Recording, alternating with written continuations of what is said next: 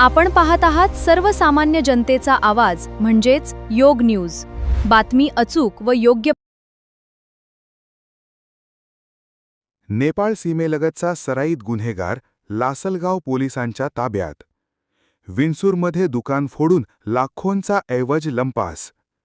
पोलिसांनी सँट्रो कारसह 4,51,796 रुपयांचा मुद्देमाल केला जप्त। लासलगावजवळील विंचूर येथे दुकान फोडून तांब्याच्या वायरवर डल्ला मारणाऱ्या सराईत चोरट्याच्या मुष्क्या आवळण्यात लासलगाव पोलिसांना मोठे यश आले आहे। लोणजाई माता इलेक्ट्रिकल्स वर्कर्स अँड हार्डवेअर दुकान फोडून तांब्याच्या वायरची चोरी करणाऱ्या खुर्शीद अब्दुल हमीद खान याला पोलिसांनी अटक केली आहे। आरोपीकडून तांब्याच्या wire, Santro car, bolt cutter आणि पहार असा तब्बल 4,51,796 रुपयांचा मुद्देमाल जप्त करण्यात आला आहे। विशेष म्हणजे आरोपी हा मूळचा उत्तर प्रदेशातील सिद्धार्थनगर जिल्ह्याचा असून नेपाळ सीमेलगतच्या भागातील सराईत गुन्हेगार असल्याचे तपासात समोर आले आहे। सध्या तो इगतपुरी परिसरात वास्तव्यास होता।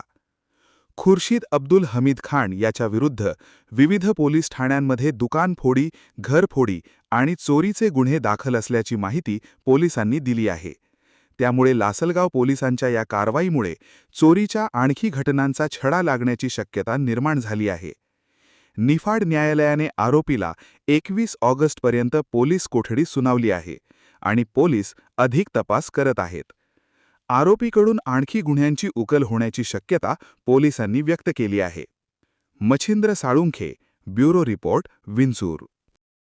काल आमचे अमोल तळेकर अंमलदार यांना काही नागरिकांकडून एक संशयित वाहन लासलगाव परिसरात फिरत असल्याची बातमी मिळाली। त्या बातमीवरून आमचे पोलीस अधीक्षक माननीय श्री स्वामी साहेब यांच्या मार्गदर्शनाखाली, तसेच आमचे अपर पोलीस अधीक्षक श्री विमला मॅडम, तसेच आमचे उपविभागीय पोलीस अधिकारी श्री पाटील साहेब आणि बंबाळे साहेब यांच्या मार्गदर्शनाखाली चोऱ्या रोखण्यासाठी जी नाकाबंदी लावण्यात आलेली होती, त्या नाकाबंदीचे लोक तसेच आमच्या दुसऱ्या 2 टीम या आम्ही त्या वाहनाचा शोध घेण्यास आम्ही तात्काळ रवाना केले। तर त्या वाहनाचा पाठलाग करून आमच्या टीमने ते वाहन डिटेन केले। ते वाहन डिटेन केल्यानंतर त्या वाहनात असलेला मुद्देमाल त्याची चौकशी केली असता त्या व्यक्तीने उडवडीची उत्तरं दिली। त्या व्यक्तीला ताब्यात घेऊन पोलीस स्टेशनला आणल्यानंतर आमच्या लक्षात आलं की याने लोणजाई माता इलेक्ट्रिक्स हे दुकान फोडून त्यातील मुद्देमाल घेऊन तो पळण्याच्या तयारीत असताना आपण त्यांना पकडलेला आहे।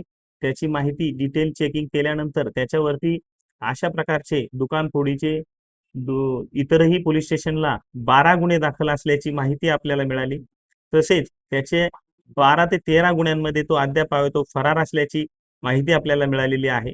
त्याच्यावरती नाशिक जिल्ह्यात वेगवेगळ्या पोलीस स्टेशनला गुन्हे दाखल आहेत, तसेच नगर जिल्ह्यात वेगवेगळ्या पोलीस स्टेशनला गुन्हे दाखल आहेत। आणखी तपास यामध्ये सुरू आहे। तसेच आरोपीला आज माननीय न्यायालयात हजर केले असता आरोपीला 25 तारखेपर्यंत पोलीस कोठडी दिलेली आहे आणि पुढील तपास या गुन्ह्यामध्ये सुरू आहे। आपण पाहत आहात सर्वसामान्य जनतेचा आवाज म्हणजेच योग न्यूज। बातमी अचूक व योग्य।